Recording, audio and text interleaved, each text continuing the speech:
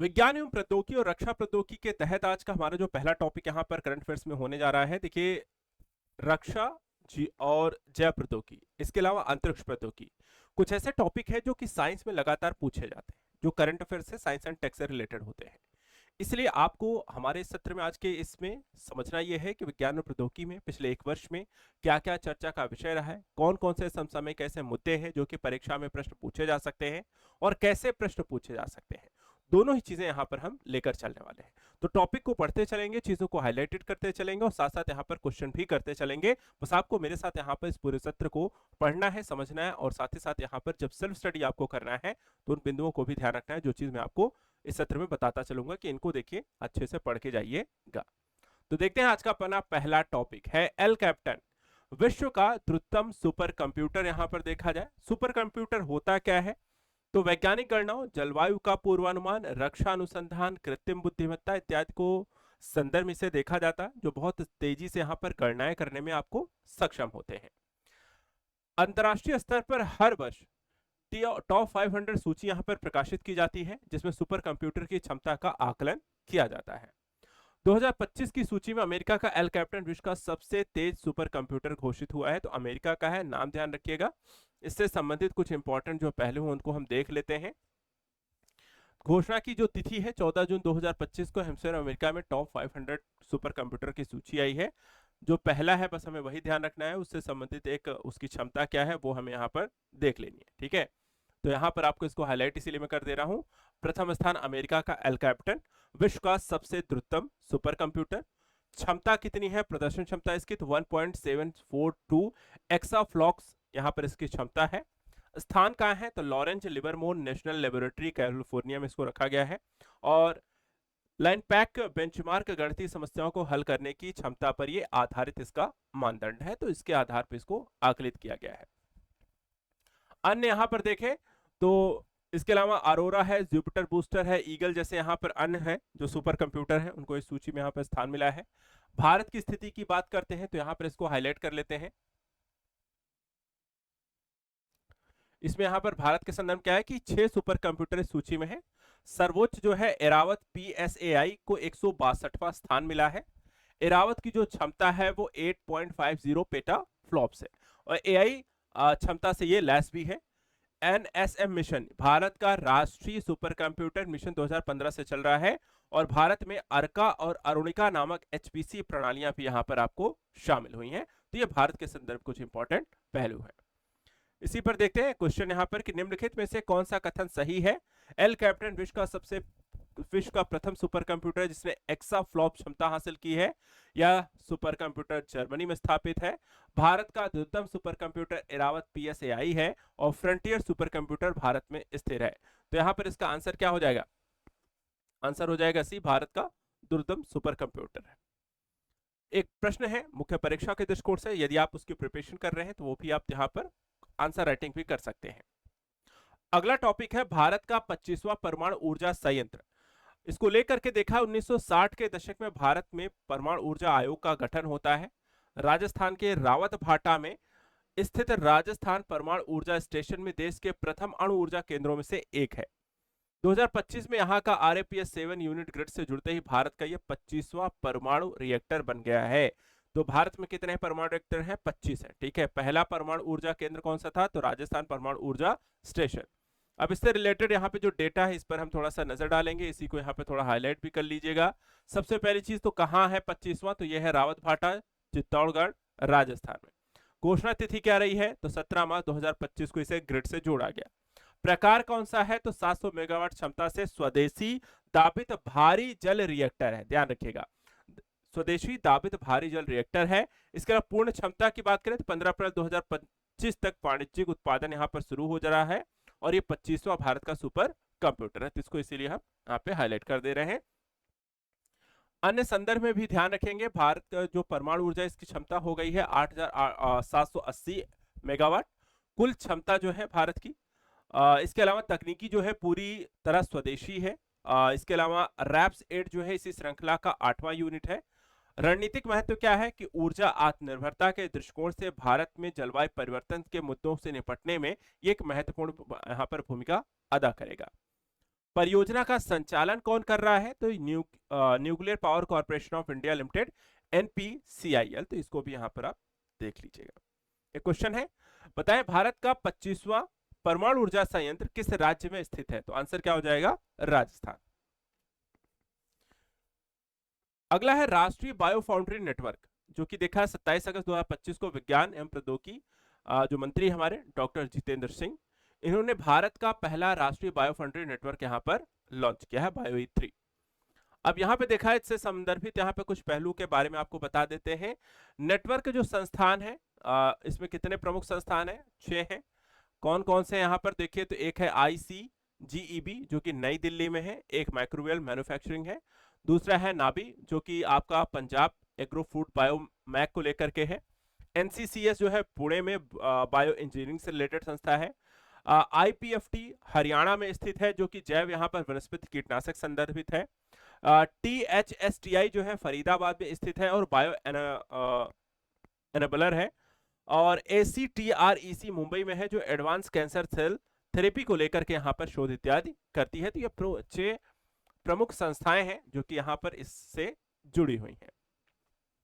उद्देश्य सार्वजनिक भागीदारी, बायो इनोवेशन, रोजगार का सृजन, आत्मनिर्भरता, स्थायी जैव अर्थव्यवस्था। बायो ई चैलेंजेस क्या है? तो एक देखा जाए तो सूक्ष्म जीवों, अणुओं और अन्य का यहाँ पर एक डिजाइन करने को लेकर के शुरू की गई एक पहल है। इसमें 6 से 12 के जो छात्र हैं उनको प्रतिभागी इसमें होंगे, विश्वविद्यालय जो छात्र होंगे, शोधकर्ता होंगे, शिक्षक होंगे, स्टार्टअप्स होंगे और भारतीय नागरिक इसमें पार्टिसिपेट कर सकते हैं। विजेता को क्या मिलेगा? तो शीर्ष 10 को 1 लाख और मार्गदर्शन सहायता, 100 चयनित विजेताओं को 25 लाख तक यहाँ पर फंडिंग दी जाएगी। लाभ क्या होगा? तो इसके माध्यम से BIRAC प्लस संस्थाओं में एक इंक्यूबेशन सुविधाएं, कॉन्सेप्ट टू प्रूफ चरण विकसित होगा, स्वास्थ्य, कृषि, पर्यावरण, उद्योग के लिए जो चुनौतियां उनको सुरक्षित जैविक समाधान प्राप्त किया जा सकेगा। तो इस तरीके के यहाँ पर उद्योग, जमीनी स्तर, नवप्रवर्तन, नवाचार को भारत में बढ़ावा देना, स्कूलिंग में यहाँ पर रिसर्च एंड डेवलपमेंट को विकसित करना, उद्योगों के साथ उसे जोड़ना, रोजगार के अवसर उत्पन्न करना जैसे पहलू इसमें शामिल रहेंगे। अगला है भारतीय भाषाओं के लिए स्वदेशी एक AI मॉडल लॉन्च किया गया है जिसका नाम ध्यान रखिएगा भारत जिन है। ठीक है, भारत जिन के बारे में थोड़ा सा यहाँ पर हम देखेंगे, इससे संबंधित यहाँ पे कुछ पहलू हैं, इनको हम हाईलाइट करते चलते हैं। सबसे पहली चीज ध्यान रखिएगा, यह एक multi modal large language model है जिसमें यहाँ पर कई सारे पहलुओं को शामिल किया जाएगा। कैसा? अगर आप कोई टेक्स्ट देते हैं या स्पीच है या कोई इमेज है या ऑडियो है, वीडियो, सभी प्रकार की सामग्री को ये समझने में सक्षम होगा और उससे उत्पन्न यहाँ पर आपकी जो क्षमता होगी, भारतीय भाषाओं के संदर्भ में अनुवाद करना हो गया, उसकी जानकारी हो गई, वो सारी कुछ यहाँ पे एक सांस्कृतिक विविधता को संरक्षित करने के दृष्टिकोण से भी इसका प्रयोग किया जा सकेगा। अब इसमें देखा जाए तो मल्टी मॉडल एक क्षमता है, जैसे मैंने कहा कि आपको किसी भी तरीके से इसका यूज कर सकते हैं, टेक्स्ट हो, स्पीच हो, इमेज हो, ऑडियो हो, वीडियो हो।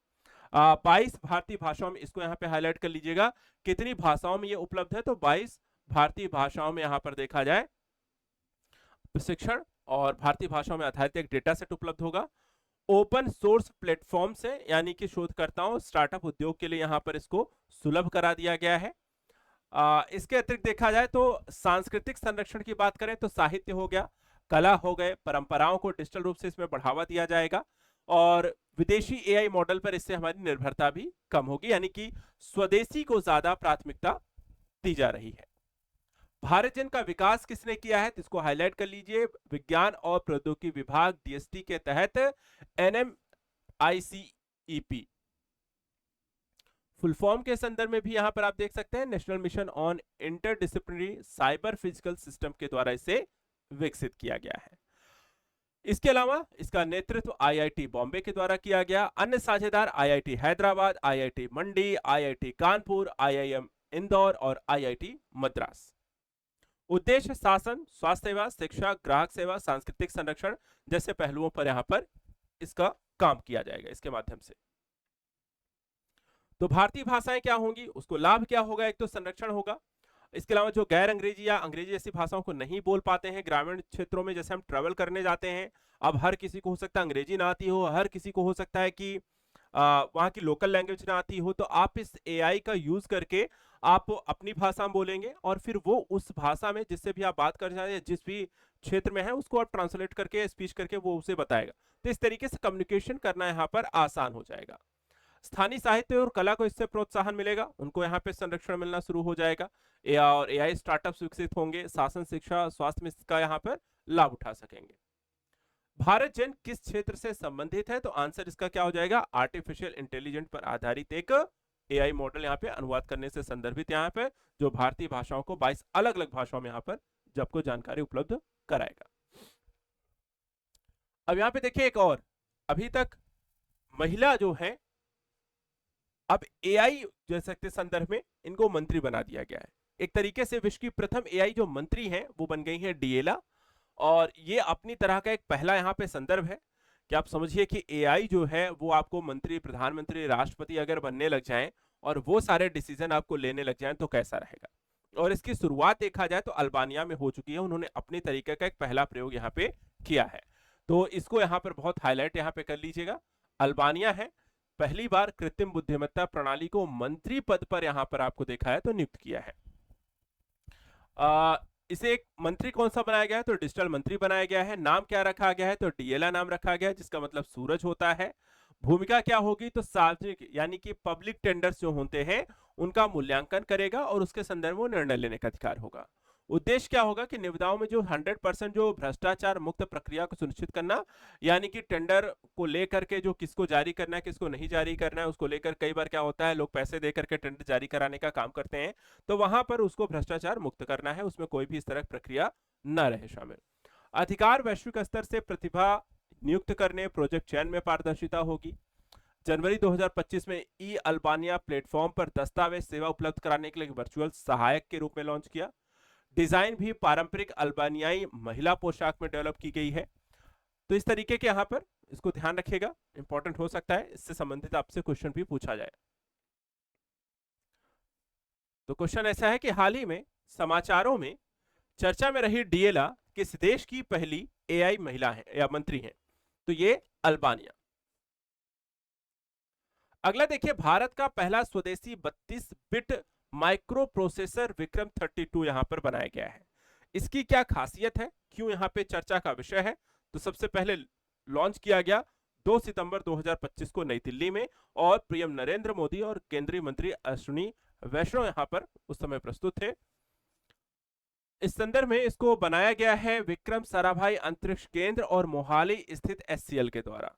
उद्देश्य है कि रॉकेट और उपग्रहों में नेविगेशन, मार्गदर्शन और मिशन प्रबंधन का काम करना।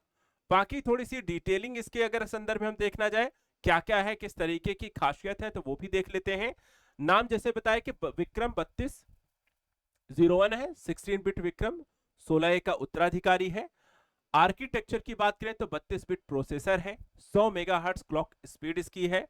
निर्माण प्रक्रिया की बात करें तो 180 नैनोमीटर सीमोस तकनीक से निर्मित हुए। ऊर्जा खपत की बात करें तो यहां पर देखा जाए तो सक्रियता की स्थिति में 500 मेगावाट तक जा सकता है। विशेषता की बात करें तो floating point computation custom ISA पर है। प्रोग्रामिंग देखा है तो अडा भाषा समर्थन है। इसरो टूल चेन को यहां पर लेगा, जिसमें कंपाइलर, असेंबलर, लिंकर और सिमुलेटर यहां पर आपको शामिल है।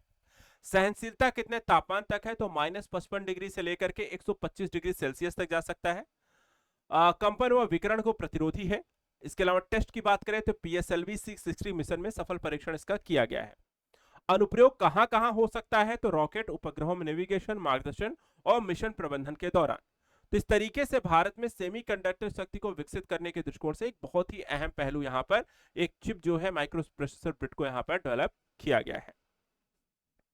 चलिए, अब यहां पर देखा जाए तो इससे संबंधित आपको इस डेटा को यहां पे ध्यान रखिएगा, ये भी बहुत इंपॉर्टेंट पहलू, क्योंकि भारत में लगातार सेमीकंडक्टर को और माइक्रो प्रोसेसिंग जो चिप्स हैं उनको डेवलप करने को लेकर के बहुत सारा यहाँ पे प्राथमिकता दी है। कई सारी अलग अलग यहाँ पर अब तक 10 सेंटर ऐसे ओपन हो चुके हैं, तो एक बहुत बड़ी यहाँ पर भारत के लिए सफलता के दृष्टिकोण से भी इसे देखा जाएगा।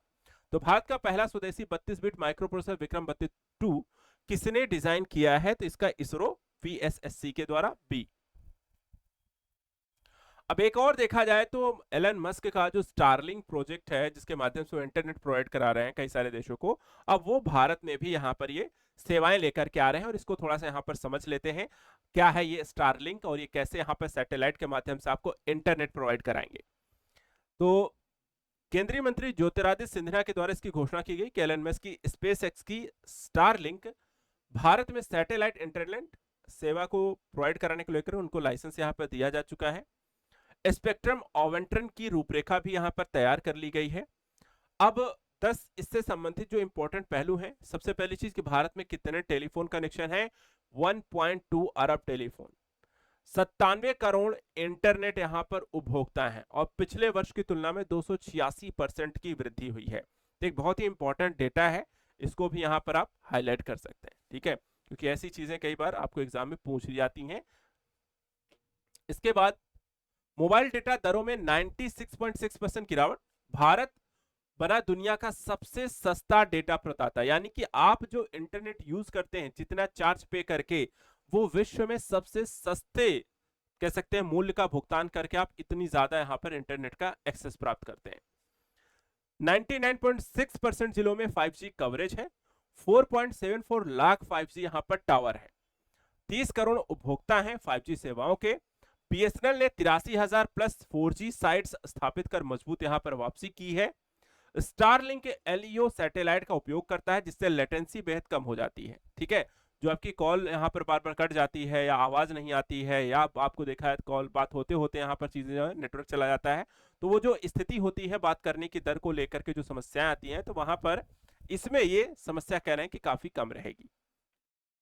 हाई स्पीड इंटरनेट से ऑनलाइन गेमिंग, वीडियो कॉन्फ्रेंसिंग जैसे कार्य भी आसानी से हो सकेंगे। आपदा राहत सरकारी सेवाओं में इसका उपयोग हो सकेगा। दूर दराज ग्रामीण क्षेत्रों में डिजिटल कनेक्टिविटी बढ़ाने में भी आपको सहायता मिलेगी। तो स्टारलिंक सैटेलाइट के माध्यम से प्रोवाइड कराएगी, तो टावर इत्यादि के यहाँ पर आपको उतना जो एक्सेस है या लाइन केबल डालने में जो समस्याएं आती हैं, वो यहाँ पर काफी हद तक आपको समस्या का निराकरण होगा। क्वेश्चन है कि हाल ही में भारत सरकार ने किस कंपनी को सैटेलाइट इंटरनेट सेवा का लाइसेंस दिया है? तो आंसर है स्टारलिंक।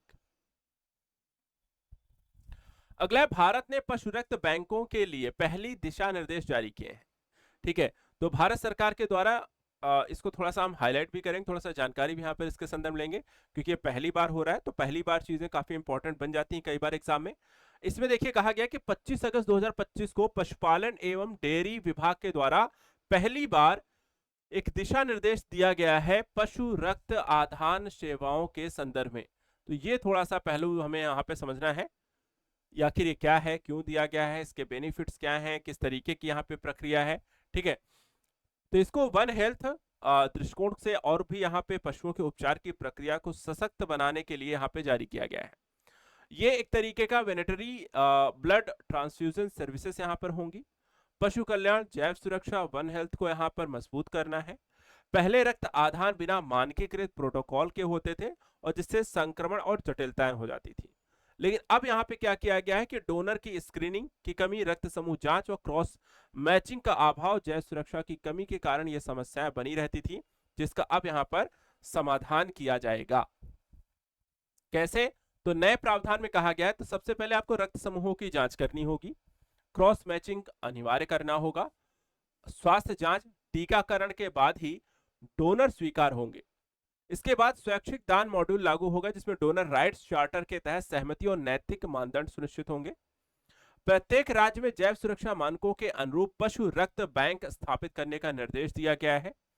राष्ट्रीय पशु रक्त बैंक नेटवर्क बनेगा, डोनर की रजिस्ट्रियां होंगी, रियल टाइम इन्वेंट्री ट्रैकिंग होगा, आपातकालीन हेल्पलाइन बनाई जाएंगी। यानी अब जिस तरह ह्यूमन बेस आपको देखा जाए तो किसी व्यक्ति का रक्त किसी दूसरे व्यक्ति में चढ़ाने से पहले उसकी टेस्टिंग होती है, ब्लड बैंक बनते हैं, उसकी जांच होती है, रक्त चढ़ाया जा सकता है कि नहीं, मैचिंग की जाती है, तो वो सारी चीजें अब पशुओं के संदर्भ में भी यहाँ पर एक दिशा निर्देश बना दिए गए और ये सारी प्रक्रिया पशुओं के संदर्भ में भी लागू हो रही है।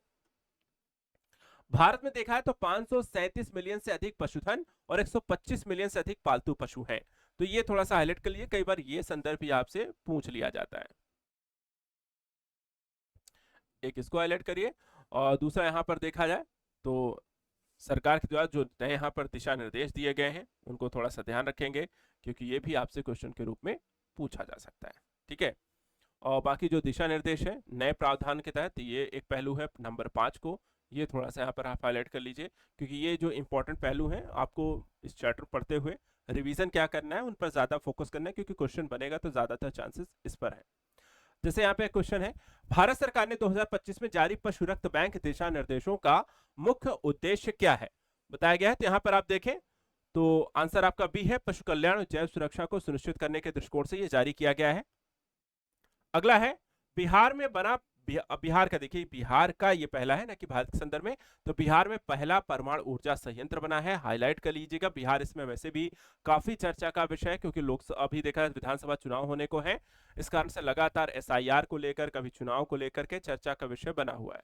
तो ये भी एक पहलू है, इस पर भी क्वेश्चन हो सकता है।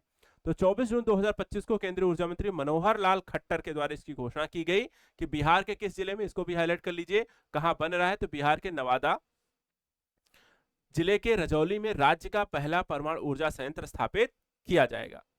और ये भारत की परमाणु ऊर्जा मिशन केंद्रीय बजट 2025-26 में इसकी घोषणा की गई है कि तहत इसको स्थापित किया जाएगा। तो स्थान हो गया रजौली, जिला नवादा, राज्य बिहार।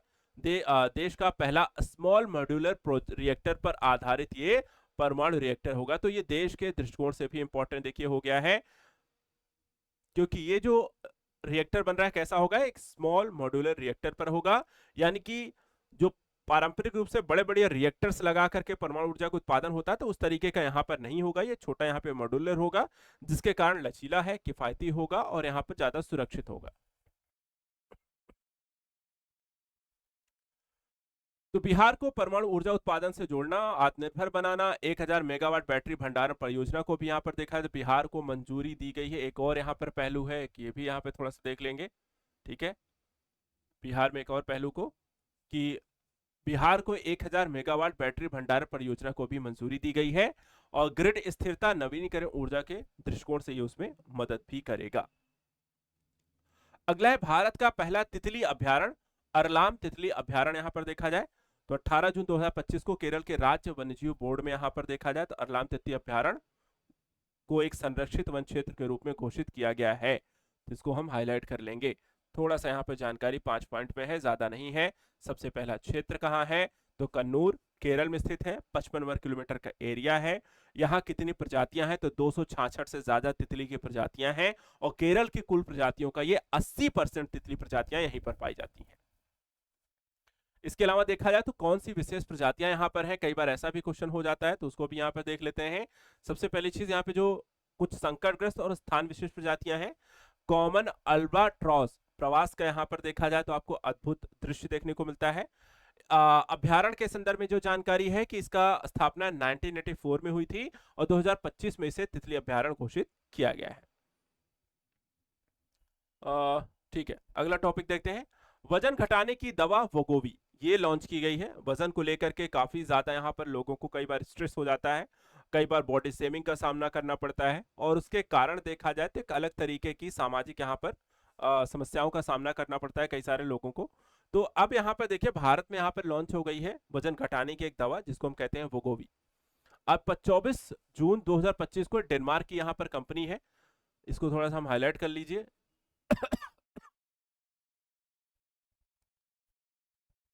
तो डेनमार्क की फार्मा कंपनी है नोवो नॉर्डिस्क ने भारत में अपनी प्रसिद्ध वजन घटाने की दवा वोगोवी को लॉन्च किया है। इससे पहले इन्होंने अमेरिका और यूरोप में यहां पर इसको स्वीकृति मिल चुकी है, और मोटापे से जूझ रहे लोगों के लिए एक महत्वपूर्ण यहां पर दवा के रूप में काम करेगी।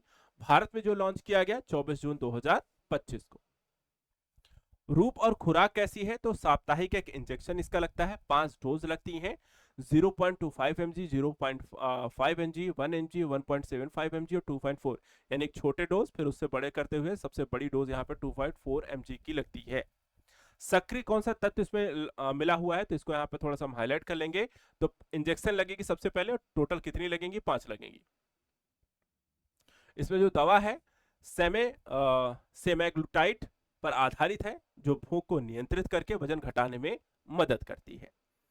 पहले अमेरिका यूरोप में अप्रूव्ड है, भारत में उपलब्ध हो गई है। मोटापा समस्या को देखने के दृष्टिकोण से इसको यूज किया जाएगा। अगला है, भारत को टेक्रोमा उन्मूलन प्रमाण पत्र मिला है WHO से, तो ये भी एक हाईलाइट बिंदु यहां पर आप देख सकते हैं। भारत को देखा जाए तो ये जो प्रमाण पत्र मिला है 19 मई 2025 को डब्ल्यूएचओ से मिला है, किस संदर्भ मिला है कि भारत ने फाइनली जो टेक्रोमा रोग होता है उसका उन्मूलन यहाँ पर हो चुका है। ठीक है, तो इसको यहाँ पर आप हाईलाइट करिए।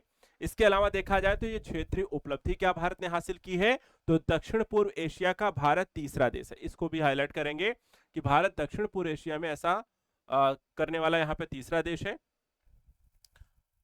इसके अतिरिक्त सरकारी जो प्रयास हैं वो NPCB 4 कार्यक्रम के तहत 2019 से शुरू किया गया था। 2021 से 24 के बीच सर्वेक्षण हुए। 200 स्थानिक जिलों में राष्ट्रीय ट्रिक्रोमेटस ट्राइवियासिस सर्वेक्षण कराया गया और भारत की रोग उन्मूलन, निवारक स्वास्थ्य देखभाल, सबके लिए स्वास्थ्य की प्रतिबद्धता का प्रमाण के माध्यम से यह स्थिति हो सकी। ट्रिक्रोमा जो रोग होता है वह किससे संबंधित होता है, आंख से संबंधित होता है, तो ये भी ध्यान रखिएगा। नेत्र स्वास्थ्य के क्षेत्र में एक ऐतिहासिक उपलब्धि है, क्योंकि क्वेश्चन ये भी हो सकता है ट्रिक्रोमा किस अंग से संबंधित यहाँ पर रोग है, कहाँ पे होता है, किस क्षेत्र में, तो आंखों का। अगले देखिए, भारत का पहला 3 नैनोमीटर की एक चिप डिजाइन की गई है। ठीक है, ये आपको केंद्रीय मंत्री अश्विनी वैष्णव के द्वारा नोएडा और बेंगलुरु में भारत के पहले 3 नैनोमीटर चिप डिजाइन का सेंटर का यहाँ पर उद्घाटन कर दिया गया है और इसे Renesas electronic India private limited ने यहाँ पे स्थापित किया है। अब यहाँ पे देखिए, क्योंकि इंपॉर्टेंट जो पहलू है, तो एक तो उद्घाटन कहाँ कहाँ हुआ है, कौन सी कंपनी कर रही, ये भी ध्यान रखें। तो नोएडा और बेंगलुरु में हुआ है। आकार 3 नैनोमीटर चिप, स्थापना Renesas electronics India private limited. सरकारी जो पहल की गई है इंजीनियरिंग छात्रों के लिए सेमीकंडक्टर लर्निंग किट और 270 से ज्यादा संस्थानों को ईडीए सॉफ्टवेयर टूल्स उपलब्ध कराए जाने का काम। उद्देश्य क्या है कि हम हार्डवेयर और सॉफ्टवेयर एकीकरण को इंडस्ट्री रेडी यहां पर इंजीनियर्स को तैयार करना है। यानी कि यहां पर लोगों को जब आप ट्रेन कर देंगे ऐसे सेंटर्स पे, तो इंजीनियर्स की यहां पर जो कमी है, देखिए देश को सबसे जरूरी जो पहलू है कि आप कहते हैं उद्योग बनाए, रोजगार मिले, लेकिन उद्योगों को बनाने के बाद आपको वैसे ही उतने ही स्किल्ड लोग भी चाहिए होंगे। स्किल्ड फुल लोग जब आपके पास उपलब्ध होंगे तभी उन उद्योगों के विकास और लोगों के रोजगार दोनों ही यहाँ पर सहूलियतें पूरी होंगी। और ये कहीं ना कहीं कुछ ऐसा ही एक पहल यहाँ पर सरकार के द्वारा की गई है। सहयोग इसमें देखा जाए तो चिप्स टू स्टार्टअप और डिजाइन लिंक्ड इंसेंटिव स्कीम के तहत 250 संस्थानों को इसके साथ जोड़ा गया है। इसके अलावा दुनिया का पहला 10G ब्रॉडबैंड नेटवर्क डेवलप किया है चीन ने। अभी यहाँ पर 4G 5G चल रहा है और चीन पहुंच गया 10G पर। तो यहाँ पर आप देखें 20 अप्रैल 2025 को चीन अपने हाईटेक शहर जियोंगगांग में दुनिया का पहला वाणिज्यिक 10G ब्रॉडबैंड नेटवर्क लॉन्च किया है और यह नेटवर्क हुआवेई और चाइना यूनिकॉम के सहयोग से स्थापित किया गया है। तो यहां पर आप देख सकते हैं, इसको हाईलाइट भी करते चलिएगा। सबसे पहले कहां लॉन्च किया गया है, किस क्षेत्र शहर में लॉन्च किया गया है पहलू, उसके बाद तकनीकी कौन सी है और बाकी जो अन्य पहलू है प्रयोग कहां किया जाएगा वो पहलू। तो नेटवर्क में 5G पॉन यानी कि पैसिव ऑप्टिकल नेटवर्क तकनीकी का इसमें उपयोग किया गया है जो 10G स्पीड तक हमें ले गया है। उपयोगकर्ताओं को 10 गीगाबाइट प्रति सेकंड तक डाउनलोड स्पीड मिलेगी। अनुप्रयोग क्या होगा, 8K video streaming, cloud gaming, AI, AR, VR और स्मार्ट सिटी समाधान के लिए यहां पर एक आदर्श के तौर पर इसका प्रयोग किया जाएगा। महत्व क्या है, इतना तेज नेटवर्क आपको मिलेगा तो डेटा ट्रांसफर आसानी से हो जाएगा, बड़ी से बड़ी फाइल से लेकर के बड़े से बड़े काम, वीडियो फिल्मिंग, सारी चीजों को लेकर के। भविष्य के लिए यहाँ पर देखा है, जो भविष्य का कह सकते हैं वर्ल्ड या देश और दुनिया की बात की जाती है AI को लेकर के, तो वहां पर ये और भी एक्सेस मिलेगा, अर्थव्यवस्था को गति मिलेगी। वैश्विक संदर्भ में देखा जाए तो चीन को बहुत आगे ले जाएगा दूसरे देशों के मुकाबले, क्योंकि यहाँ पे अल्ट्रा हाई स्पीड इंटरनेट तकनीकी जो कि अभी 5G के दौर में या 6G भी कई जगह पे प्रयोग चल रहे हैं, तो आप 10G अगर पहुंच गए तो ये बहुत बड़ी यहां पर उपलब्धि है। इसके अलावा दुनिया का पहला क्वांटम चिप माइक्रोसॉफ्ट के द्वारा डेवलप किया गया है 19 फरवरी 2025 को। और इसके संदर्भ में यहां पे कुछ टॉपिक्स को हाईलाइट करिए फटाफट। तो नई आर्किटेक्चर या चिप जो है टोपोलॉजिकल कोर आर्किटेक्चर पर आधारित है। टोपो कंडक्टर सामग्री जो इसमें लगी है, तो सबसे पहला यहां पे देखा जाए तो ये टोपोलॉजिकल सुपर कंडक्टर का उपयोग किया गया है। इसमें मेजराना कणों पर नियंत्रण किया जाएगा और इसका निरीक्षण जो होता है स्केलेबल और भरोसेमंद होगा। नई स्टडी जो मटेरियल यहां पर आपको कहती है,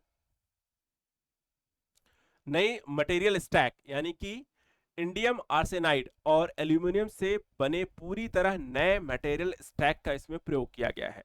तो धातुओं का थोड़ा सा ध्यान रखिएगा, किस तरीके की धातुओं का इसमें प्रयोग किया गया है, इसको हाईलाइट करेंगे, कर देते हैं यहाँ पे, ठीक है।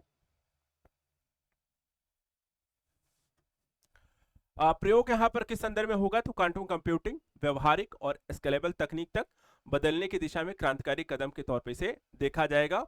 और यह उपलब्धि ग्लोबल टेक्नोलॉजी क्रेज में अमेरिका और माइक्रोसॉफ्ट को अब अग्रणी बना देगी, क्योंकि इस तरीके की खोज जो किसी अन्य के पास नहीं है, तो आपको बहुत आगे यहां पर बढ़ने का मौका प्रदान करती है।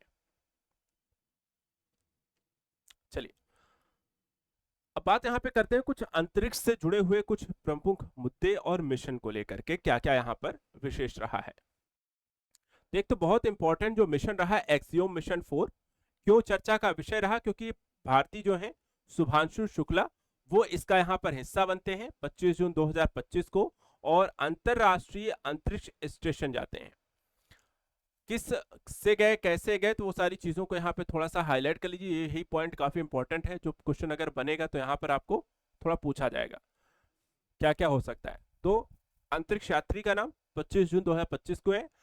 मिशन का नाम एक्सियोम मिशन 4। कहाँ गए थे, तो अंतरराष्ट्रीय अंतरिक्ष स्टेशन गए थे। किसके माध्यम से गए थे, तो स्पेस एक्स ड्रैगन अंतरिक्षयान और फॉल्कन 9 रॉकेट से यहाँ पर इसे लॉन्च किया गया था।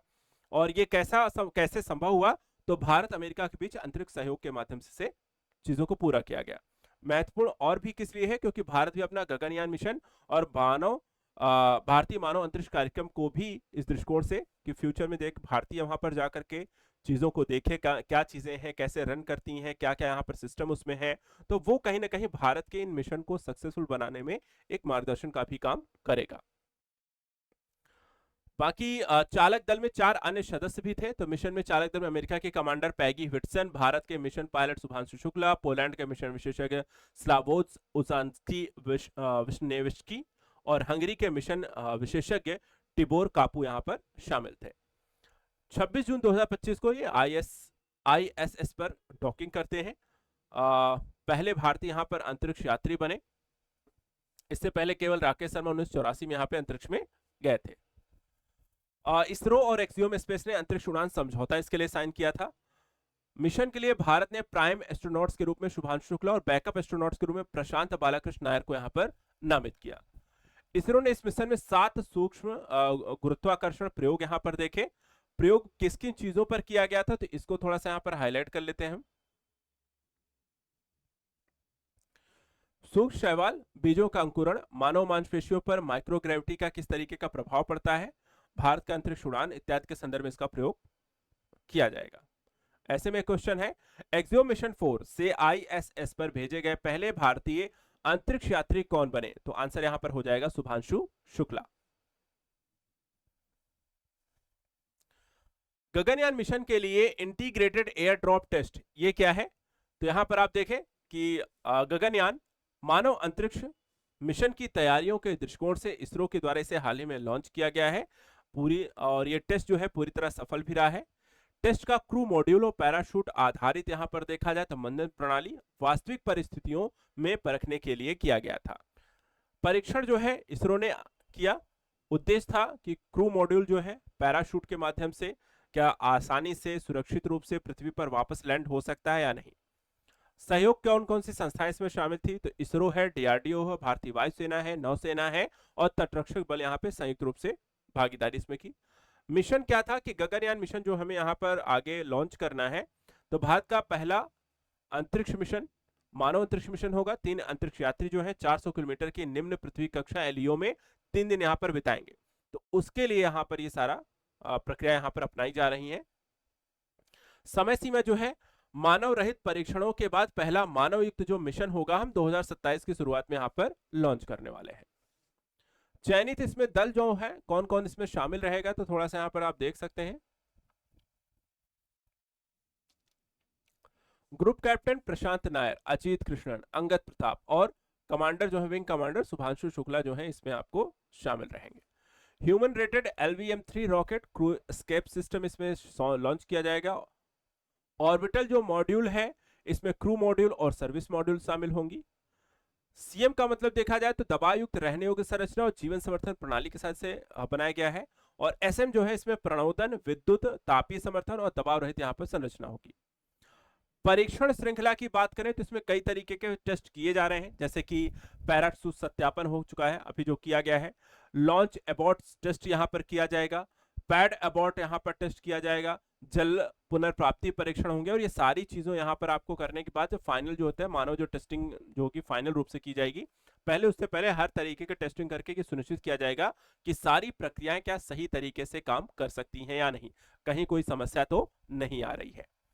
अगर यहां पर देखा जाए तो भारत गगनयान मिशन में सफल हो जाता है तो अमेरिका, रूस, चीन के बाद मानव अंतरिक्ष उड़ान क्षमता वाला भारत कौन सा देश बन जाएगा? हम चौथे देश यहां पर बन जाएंगे। इसी पर एक क्वेश्चन है, गगनयान मिशन के लिए इंटीग्रेटेड एयर ड्रॉप टेस्ट का मुख्य उद्देश्य क्या था? पैरासूट आधारित मंदन प्रणाली के यहां पर जांच करना। नेक्स्ट, भारतीय अंतरिक्ष स्टेशन, इसको लेकर के भी बहुत जोर शोर से यहां पर काम किया जा रहा है और बहुत ही ऐतिहासिक उपलब्धि होगी जब भारत इसे प्राप्त करेगा। टारगेट क्या है कि हम 2035 तक अपना भारतीय अंतरिक्ष स्टेशन यानी कि बीएस को स्थापित करेंगे और 2040 तक चंद्रमा पर भारतीय मानव युक्त मिशन भेजने का यहां पर लक्ष्य निर्धारित है। और यह पहले विकसित भारत 2047 के दृष्टिकोण से है। तो दो महत्वपूर्ण मिशन है हमारे, 2035 तक हम अपना बीएस स्थापित करें और 2040 में हम मानव को यहाँ पर अंतरिक्ष चंद्रमा पर भेजें। और उससे पहले गगनयान मिशन है 2027 तक, जहां हम मानव को अंतरिक्ष में भेजने वाले। तो तीन महत्वपूर्ण मिशन है, 2027, 2035, 2040। योजना की घोषणा जो है 2035 तक अपना स्वतंत्र अंतरिक्ष स्टेशन स्थापित करना।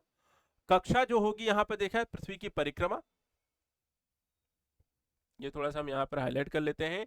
ये बिंदुओं को लेकर के इनको जब भी जाइएगा यही पहलू है, थोड़ा सा जरूर देख के जाइएगा।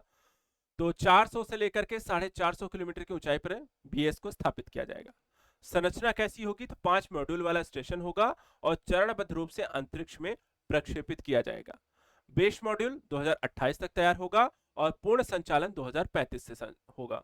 क्षमताएं क्या है? तो सूक्ष्म गुरुत्वाकर्षण अनुसंधान, जैव प्रौद्योगिकी, औषधि, पदार्थ विज्ञान और खगोल विज्ञान अनुसंधान होगा। रणनीतिक महत्व की बात करें तो अंतरिक्ष में दीर्घावधि मानव उपस्थिति के लिए आधार तैयार करना होगा। पृथ्वी अवलोकन जो है, आपदा प्रबंधन, जलवायु अध्ययन, कृषि निगरानी में योगदान करना। अंतरिक्ष और अंतरराष्ट्रीय सहयोग की अगर हम बात करें तो बीएस को भारत अंतरराष्ट्रीय सहयोग साझेदारी वैज्ञानिक प्रयोगों के लिए भी यहां पर खोल सकता है। एस्टेम को इसमें बढ़ावा दिया जाएगा, यानी कि विज्ञान और प्रौद्योगिकी में छात्रों, युवा प्रतिभाओं को प्रेरित करना। अंतरिक्ष पर्यटन, प्राइवेट सेक्टर निवेश, अंतरिक्ष उद्योग को बढ़ावा देना। लंबी अवधि की दृष्टि से भारत के चंद्रमा पर मानवयुक्त मिशन, मंगल मिशन के लिए भी आधारशिला रखेगा कि आप वापस भारत से कोई मिशन भेजने से अच्छा है कि आप वहीं से अंतरिक्ष स्टेशन से ही आप चंद्रमा पर जाना है या फिर आपको आगे इन फ्यूचर आपको मंगल पर जाना है तो वहीं से आप चीजों को आगे बढ़ा सकें। आईएसएस जो अभी भी अंतरराष्ट्रीय अंतरिक्ष स्टेशन है वो सबसे बड़ा लो अर्थ ऑर्बिट उपग्रह है। 15 देशों का संयुक्त प्रयास है जिसमें रासा है, रोस्कोस्मोस है, ईएसए है, जाक्सा है, सीएसए है। 108 प्लस देशों के 3000 प्लस यहाँ पे प्रयोग हैं और अंतरराष्ट्रीय सहयोग तकनीकी साझेदारी का आदर्श यहाँ पर उदाहरण है। क्वेश्चन ऐसा पूछा जा सकता है जैसे कि भारतीय अंतरिक्ष स्टेशन किस वर्ष तक पूर्ण रूप से परिचालित करने का लक्ष्य है? तो 2035 में। अगला है इसरो अंतरिक्ष एनालॉग मिशन यानी कि hope, Himalayan outpost for planetary exploration. ये क्या है?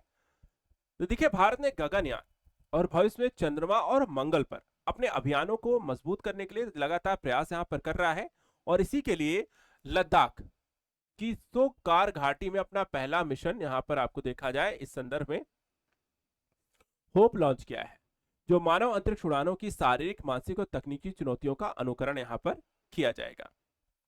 2025 मिशन का यहां पर उद्घाटन कर दिया गया है। Indian human space flight programme का यह हिस्सा रहेगा। उद्देश्य है अंतरिक्ष जैसी परिस्थितियों में मानव स्वास्थ्य कैसा हो सकता है, मनोविज्ञान पे क्या असर पड़ सकता है, परिचालन में क्या चुनौतियां आ सकती हैं, उसको यहाँ पर समझना। अनुसंधान फोकस जो होगा एपिजेनेटिक और जीनोमिक यहाँ पर अध्ययन, स्वास्थ्य निगरानी प्रोटोकॉल, सूक्ष्म तकनीकी का नमूना।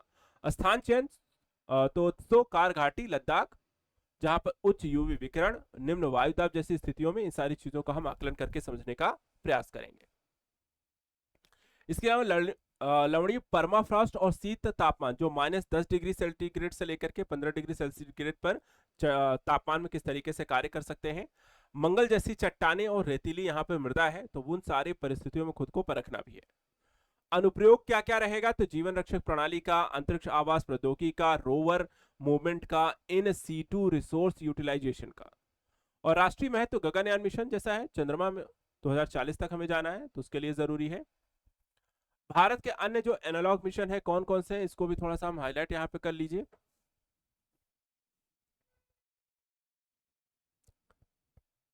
लद्दाख ह्यूमन एनालॉग मिशन 2024, अनुगामी गगनयान एनालॉग एक्सपेरिमेंट विश्व स्तरीय समान मिशन नासा का नीमो पानी के भीतर, और डेजर्ट रैट्स रेगिस्तान और हवाई का हाई सीज मार्स सिमुलेशन जैसी चीजें यहां पर प्रमुख है।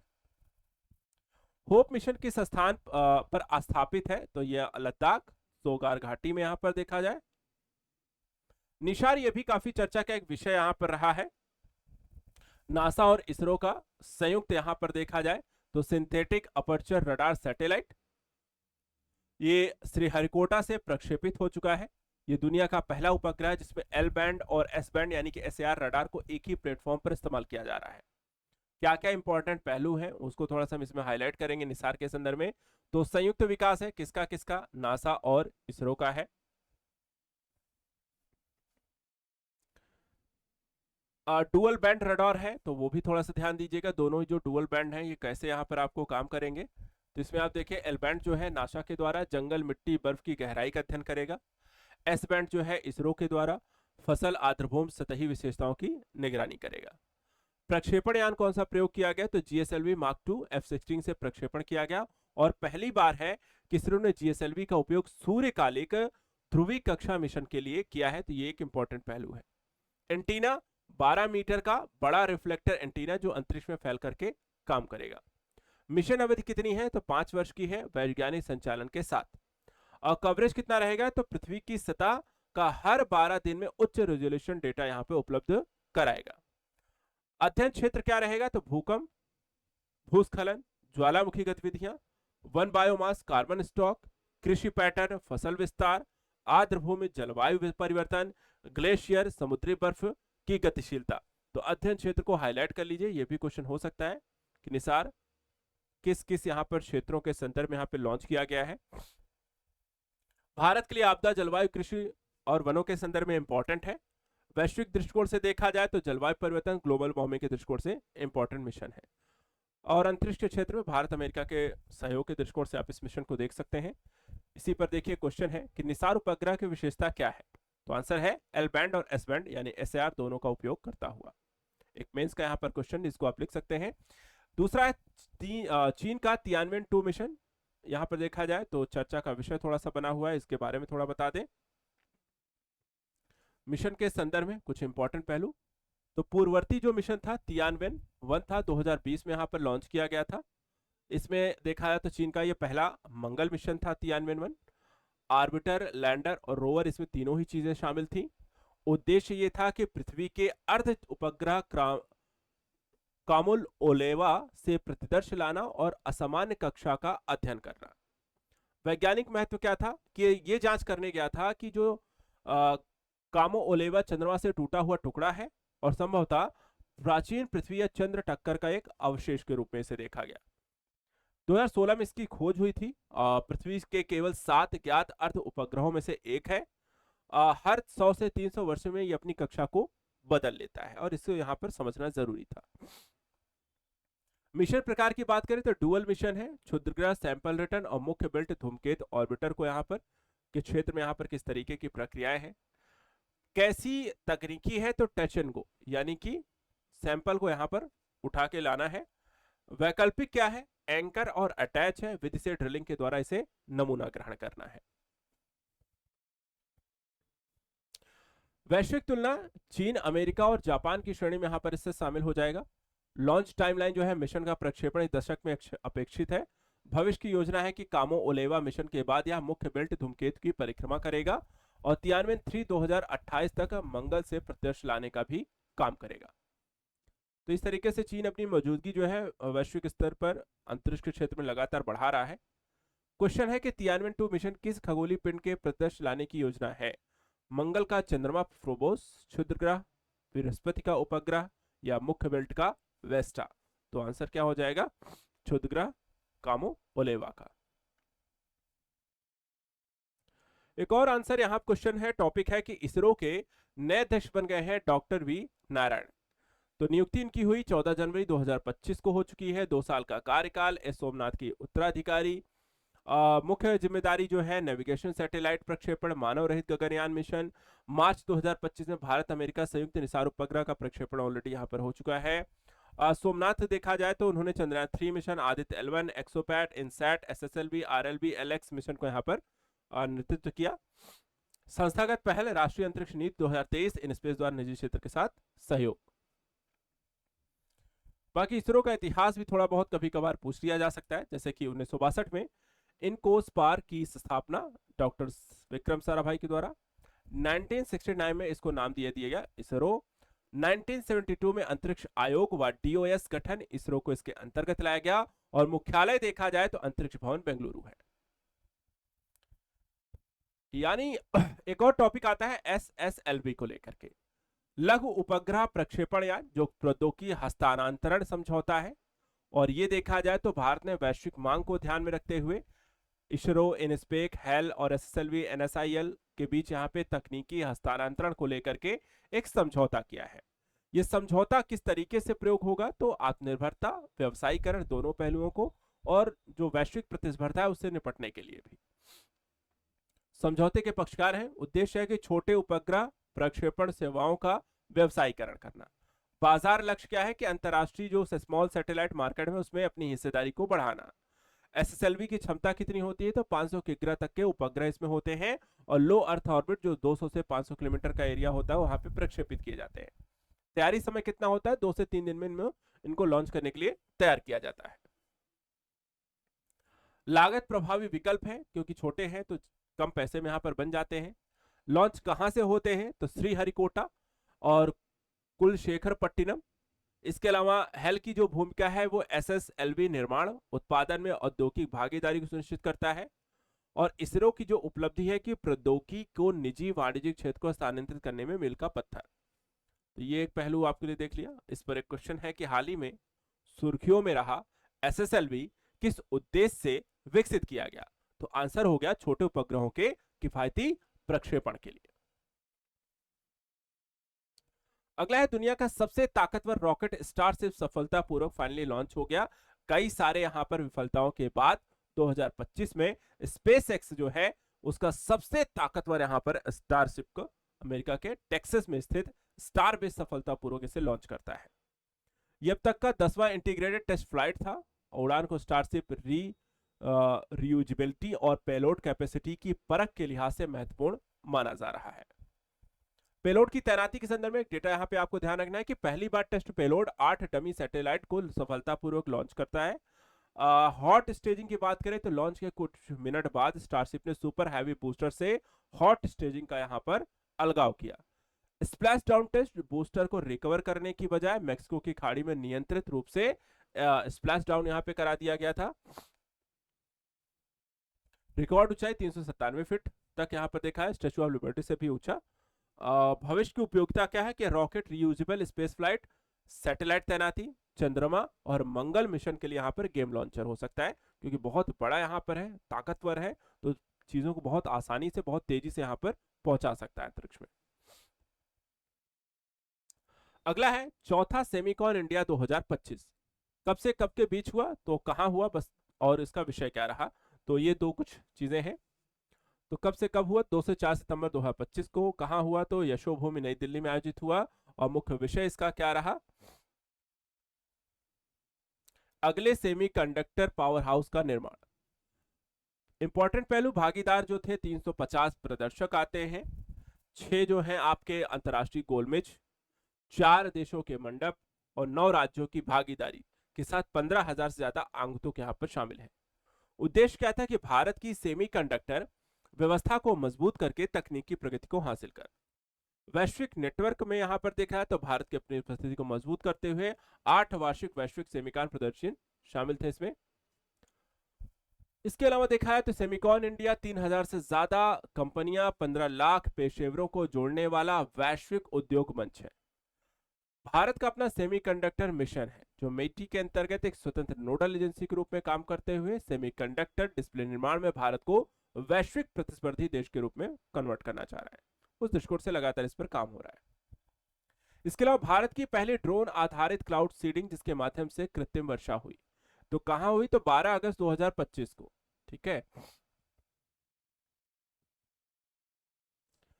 सूखा प्रभावित क्षेत्रों में भारत की पहली ड्रोन आधारित क्लाउड सीडिंग परियोजना की शुरुआत हो चुकी है और इसका उद्देश्य रामगढ़ झील को पुनर्जीवित करना है। अब तकनीकी जो है क्लाउड सीडिंग यानी कि ड्रोन के माध्यम से जो सोडियम क्लोराइड जो किसका उपयोग किया जाता है, थोड़ा सा हम वो भी इसमें ध्यान देते हैं। तो सोडियम क्लोराइड जैसे सीडिंग एजेंट छोड़े जाते हैं जो वर्षा बूंदे बनने लगती हैं। राजस्थान सरकार भारत अमेरिका की टेक कंपनी जेन एक्स एआई के सहयोग से शुरू किया गया। एआई प्लेटफॉर्म जो था वो हाइड्रो ट्रेस वास्तविक समय में डेटा का संग्रह करता है, उपग्रहों के चित्र और सेंसर से उपयुक्त बादलों की पहचान करता है कि कहां पर छिड़काव करके बारिश कराई जानी चाहिए। मिशन की अवधि 60 दिन और कुल 60 टेस्ट फ्लाइट्स हुई। मौसम के अनुसार हर महीने 4 से 5 उड़ानें। अनुमति और निगरानी डीजीसीए, आईएमडी, कृषि विभाग, स्थानीय प्रशासन की मौजूदगी में सीडिंग का यहां पर समय आईएमडी डेटा ने तय किया। अगला है अनिल मेनन, पहले अंतरिक्ष स्टेशन मिशन पर यहां पर नियुक्त हुए हैं। 1 जुलाई 2025 को नासा ने भारतीय मूल के अमेरिकी अंतरिक्ष यात्री अनिल मेनन को उनके पहले अंतरिक्ष मिशन के लिए नियुक्त किया है और वह एक्सपीडिशन 75 में अंतरराष्ट्रीय अंतरिक्ष स्टेशन पर उड़ान इंजीनियरिंग की भूमिका निभाएंगे। अन्य संदर्भों में थोड़ी सी जानकारी, क्या विशेष क्यों है ये, तो देखिए तो भारतीय अमेरिकियों की पहचान, सुनीता विलियम्स के बाद अमेरिका जाने वाले पहले भारतीय अगले भारतीय अमेरिकी हो जाएंगे ये। अन्य जो विवरण यहां पर है उसके बारे में थोड़ा सा देख लीजिएगा। मिशन विवरण, जून 2026 में रोस्कोसमोस सोयुज MS-29 से कजाकिस्तान के वैंकूवर कॉस्मोड्रोम से इनको प्रक्षेपण होगा। क्रू सदस्य जो होंगे वो अंतरिक्ष यात्री प्योत्र डबरो और अन्ना किकिना होंगे। अवधि जो होगी लगभग 8 महीने ISS पर रहकर वैज्ञानिक प्रयोग और प्रौद्योगिकी प्रदर्शन करेंगे। करियर इनका बात करें 2021 में नासा अंतरिक्ष यात्री चुने गए, 2024 में 23वें अंतरिक्ष यात्री वर्ग के साथ स्नातक हासिल किया। अगला है प्रोजेक्ट कुइपर, अमेजन की उपग्रह इंटरनेट एक पहल है और इस पहल में अगर हम देखें तो 27 इंटरनेट उपग्रहों का पहला बैच जो है वो इसमें लॉन्च करने को लेकर के, लॉन्च कहां से होगा, तो पहला बैच के 01 मिशन के तहत फ्लोरिडा से यूएलएस एटलस 5 रॉकेट के द्वारा लॉन्च हुआ। परियोजना जो है अमेजन की वैश्विक उपग्रह ब्रॉडबैंड नेटवर्क योजना का एक हिस्सा है। अब इसमें अगर हम देखें तो 450 किलोमीटर जो भारत एलईओ कक्षा होती है वहां पर इन्हें स्थापित किया जाएगा। बाद में इनकी ऊंचाई जो है 630 किलोमीटर तक बढ़ा दी जाएगी। उपग्रह देखा जाए तो हर 90 मिनट में पृथ्वी की परिक्रमा करेगा। साथ ही भविष्य में हम देखें तो अमेजन के कुल 3200 प्लस एलईओ उपग्रहों का एक नेटवर्क इसमें स्थापित किया जाएगा और इनका भी वही काम है जो अभी स्टारलिंक कर रही है कि दूर दराज के क्षेत्रों में इंटरनेट हम प्रोवाइड करा पाए। तो अमेजन जो है वो स्टारलिंक की तरह ही खुद को यहाँ पर एक विकसित करना चाह रही है, स्पेस एक्स की तरह ही।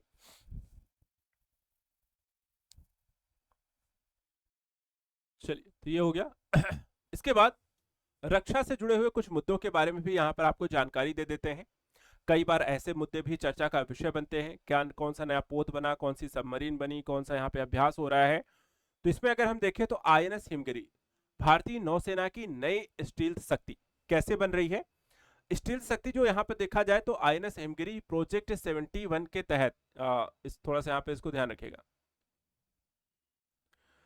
अब यहाँ पे देखा जाए तो इसमें कहा गया है कि भारत की 17A स्टील्थ फ्रिगेट 31 जुलाई 2025 को नौसेना में शामिल होती है।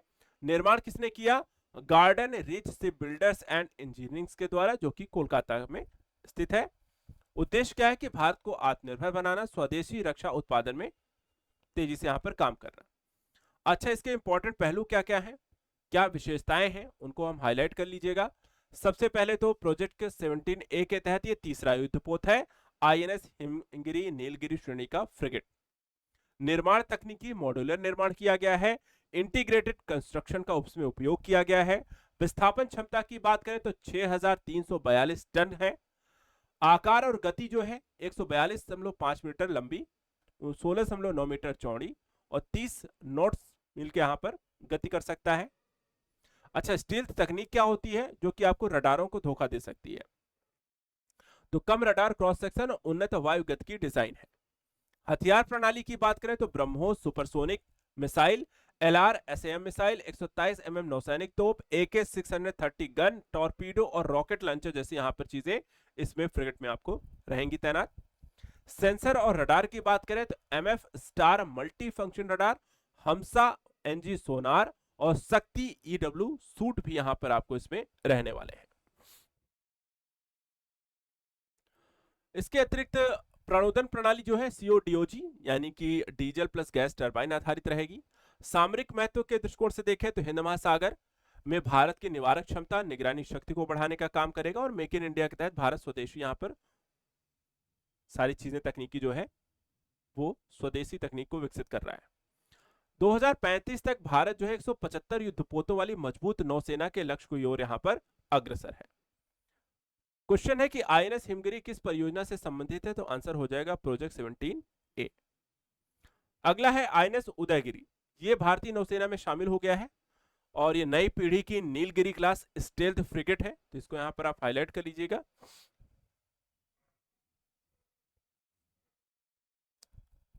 इसमें इंपॉर्टेंट पहलू तो प्रोजेक्ट 17A आईएनएस उदयगिरी, ये दूसरी स्टेल्थ फ्रिगेट है, इसमें कुल 7 का निर्माण किया जाएगा, तो इसको भी आप हाईलाइट कर लीजिए।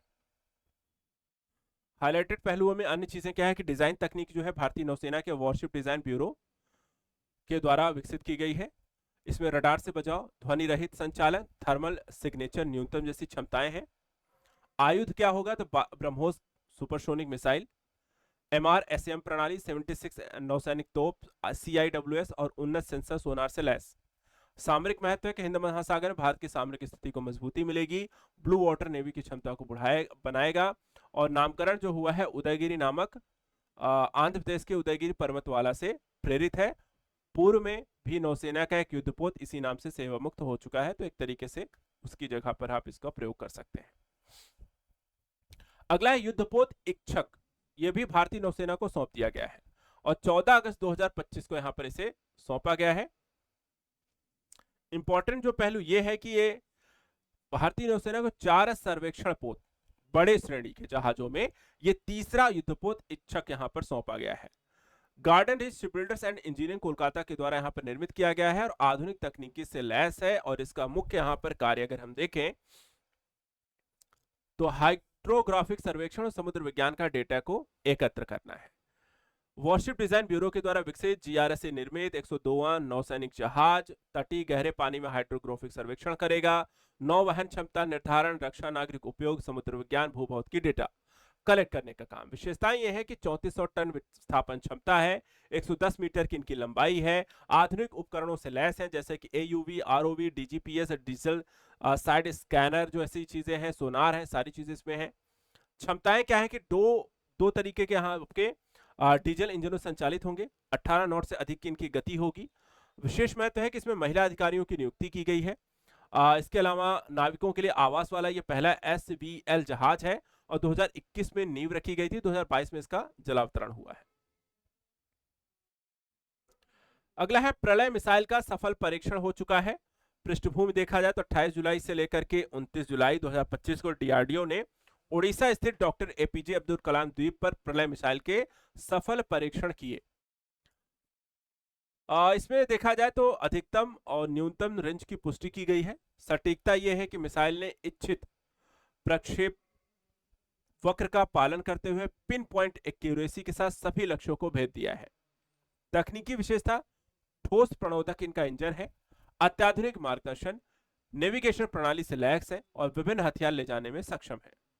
कौन कौन संस्थाएं यहाँ पर डीआरडीओ में मिलकर के काम कर रही हैं? तो RCI, DRDL, SL, DRD, HEMRL, DMRL, TBRL, RNDE और उद्योग भागीदार Bharat Dynamics Limited, Bharat Electronics Limited और एमएसएमई। तो भारत की सशस्त्र सेनाओं को मजबूत करने को लेकर सामरिक क्षेत्र में भारत सरकार के द्वारा लगातार यहां पर आप देख सकते हैं ऐसे कई सारे यहां पर इस समय रक्षा निर्माण का काम चल रहा है। अगला है युद्धपोत अजय का जलावतरण 21 जुलाई 2025 को नौसेना में यहां पर देखा जाए तो हुआ है। यह garden rich ship builders and engineers के द्वारा स्वदेशी डिजाइन में निर्माण किया गया एक anti submarine warfare shallow watercraft का 8वां और अंतिम जहाज है। अब इसमें क्या क्या रहा है तो उसके बारे में बता दें। अर्नाला श्रेणी जो है, अर्नाला श्रेणी युद्धपोत के संदर्भ में पहली श्रृंखला है, 8वां जहाज है, 18 जून 2025 को नौसेना को दिया गया है। इससे नौसेना की पनडुब्बी रोधी युद्ध बारूदी सुरंग बिछाने सतर्कता के दृष्टिकोण से उनको मजबूती मिलेगी। सेंसर प्रणाली है, जहाज पर देखा जाए तो हल माउंटेड सोनार और लो फ्रीक्वेंसी वेरिएबल डेप्थ सोनार भी लगा हुआ है। आयुध क्या क्या है इसमें? तो टारपीडो है, पनडुब्बी रोधी रॉकेट है, एनएसजी 30 गन है, 12.7 मीटर की एसआरजीसी शामिल है। प्रणोदन की बात करें तो डीजल इंजन और वाटर जेट प्रणाली के द्वारा संचालित होगा। अगला है स्वदेशी यूवी रुद्रास्त्र, इसकी काफी यहां पर चर्चा हुई। 11 जून 2025 वो दिन था जब राजस्थान के पोखरण में फायरिंग रेंज के समय solar defence and aerospace limited के द्वारा विकसित स्वदेशी हाइब्रिड VTOL मानव रहित हवाई वाहन रुद्रास्त्र का सफल परीक्षण किया गया, एक तरीके से ड्रोन का। विशेषता देखिए क्या है इसकी।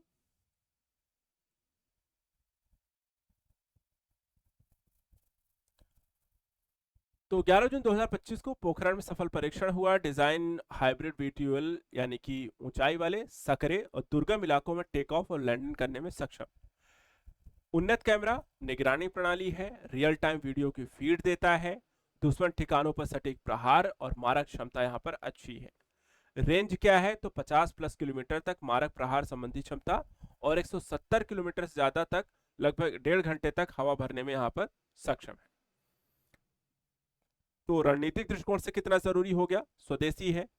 दूसरी बात, बहुउद्देशीय योजनाओं को पूरा कर सकता है, सीमा पार थल हवाई अभियानों में त्वरित निगरानी के साथ खुफिया जानकारी के साथ सटीक कार्यवाही भी कर सकता है और आगे के प्रयोग यहाँ पर लगातार चल रहे हैं।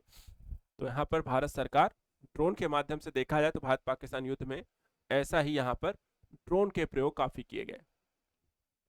अगला है पनडुब्बी मत्स्य 6000, यह भी काफी चर्चा का विषय है। तो पृथ्वी विज्ञान मंत्रालय, national institute of ocean technology Chennai के द्वारा भारत की पहली मानव सबमर्सिबल पनडुब्बी मत्स्य 6000 को विकसित किया जा रहा है और समुद्र के नीचे 6000 मीटर तक यहां पर आपको वैज्ञानिक जो है जा सकते हैं। विकास कौन कर रहा है? तो NIOT चेन्नई। मिशन का नाम है डीप ओशन मिशन। पूरा कब तक होगा? 2026 के अंत तक। क्षमता क्या रहेगी कि 3 वैज्ञानिकों को 6000 मीटर की गहराई तक ले जा सकते हैं, 12 घंटे तक ये निरंतर संचालन कर सकता है और 96 घंटे की आपातकालीन इसकी क्षमता रहेगी। संरचना की बात करें तो 2.1 मीटर आंतरिक व्यास वाला है, टाइटेनियम मिश्र धातु से बना पर्सनल स्फीयर है, इसरो के सहयोग से विकसित है, उच्च दाब और अत्यधिक तापमान को सहने में सक्षम है। विशेषताएं क्या है कि उन्नत सुरक्षा प्रणालियों से लैस, गहरे समुद्र में मानव सहायता और अनुसंधान कार्यों के लिए भी उपयुक्त है।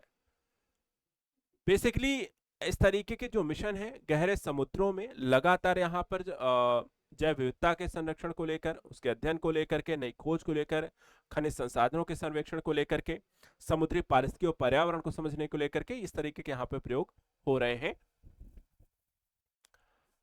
तो तकनीकी विकास, पानी के भीतर इंजीनियरिंग, गहरे समुद्र में परिसंपत्ति निरीक्षण और महासागर साक्षरता व क्षमता निर्माण है। क्वेश्चन है कि भारत की पहली मानव सबमर्सिबल पनडुब्बी 6000 किस संस्था के द्वारा विकसित की जा रही है? तो आंसर क्या हो जाएगा? NIOT चेन्नई। अगला देखते हैं। लखनऊ में ब्रह्मोस एकीकरण और परीक्षण सुविधा का उद्घाटन। और ये 11 मई 2025 को रक्षा मंत्री राजनाथ सिंह के द्वारा किया गया। उत्तर प्रदेश रक्षा औद्योगिक गलियारे में ब्रह्मोस एकीकरण परीक्षण सुविधा का वर्चुअल उद्घाटन। भारत रूस संयुक्त उपक्रम है ब्रह्मोस मिसाइल। स्थान लागत थोड़ा सा यहाँ पर इसको हाईलाइट भी कर लीजिएगा।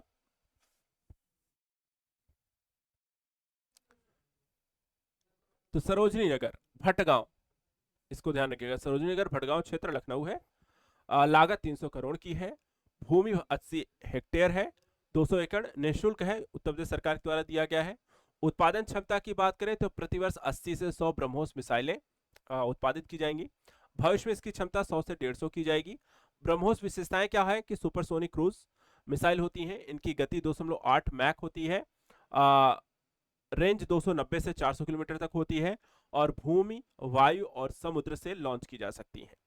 रोजगार की बात करें तो लगभग 500 प्रत्यक्ष और 1000 अप्रत्यक्ष रोजगार, स्थानीय युवाओं को प्रशिक्षण व अवसर, साथ ही महत्व क्या है कि भारत को आत्मनिर्भर बनाने में एक महत्वपूर्ण कदम के तौर पर इसे देखा जा रहा है।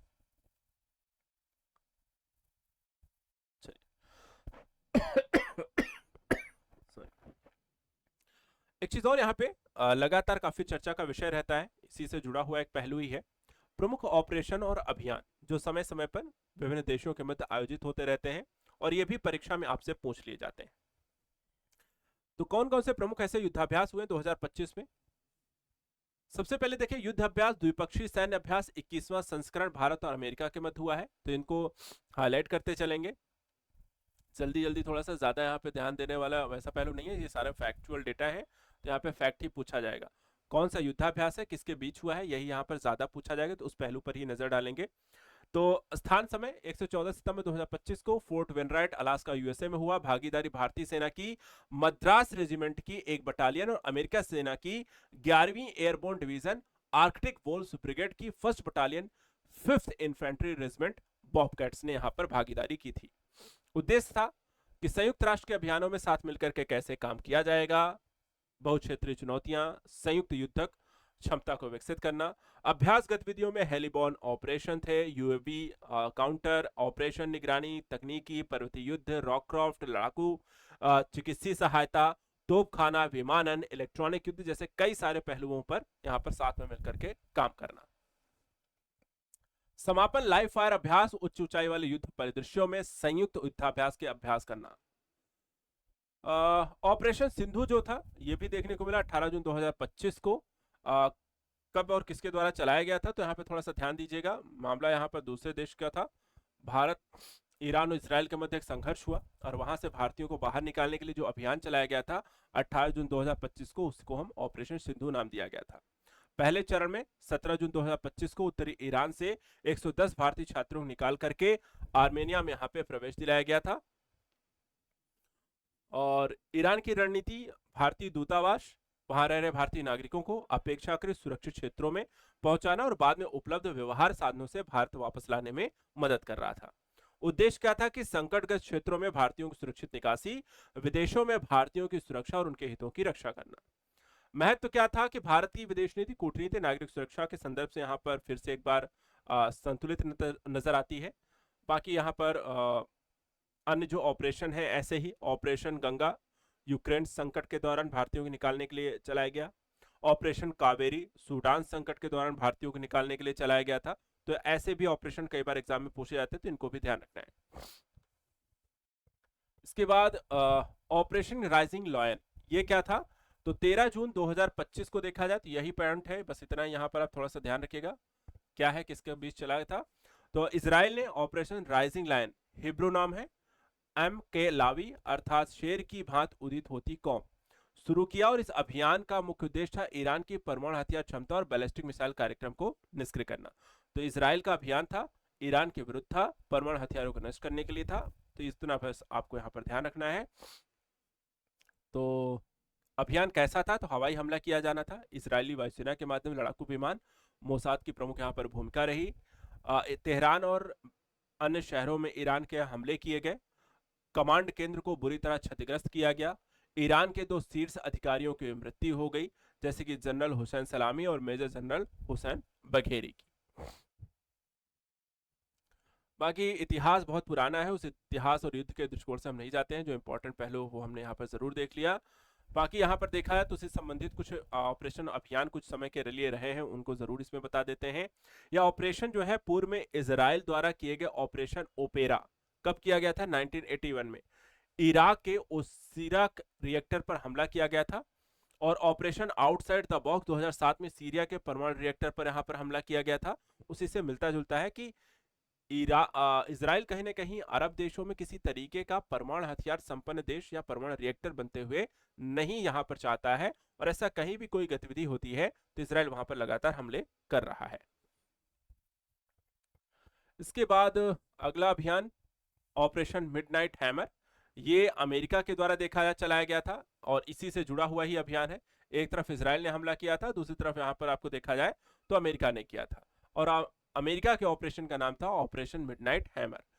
तो ईरान के परमाणु सुविधाओं पर हवाई हमले की कार्यवाही, लक्ष्य था ईरान की संवर्धन कठोर गोपनीय सुविधाओं को नष्ट करके उसकी परमाणु क्षमता को कमजोर करना।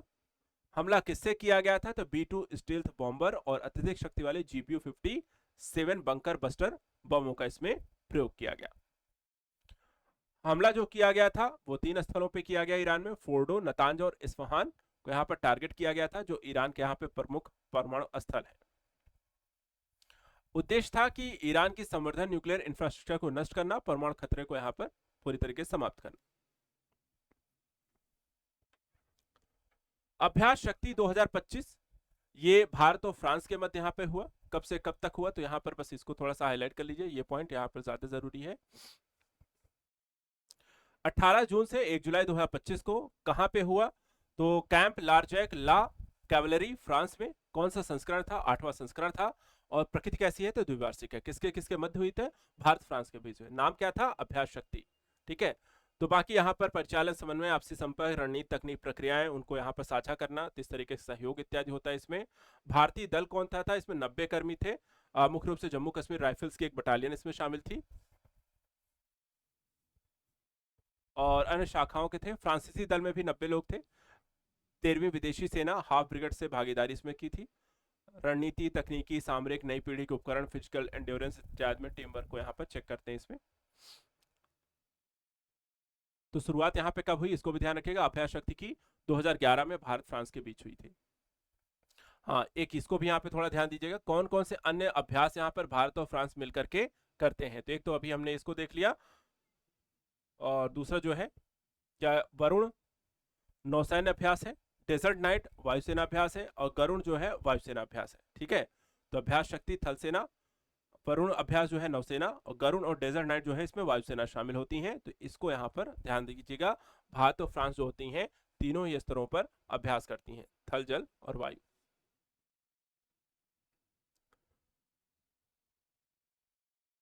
इसके अलावा और भी कई सारे यहाँ पर ऐसे पहलू हैं चर्चा में, जैसे कि भारत अमेरिका के बीच युद्ध अभ्यास 2025 में 1 से 14 सितंबर 2025 को अलास्का में हुआ।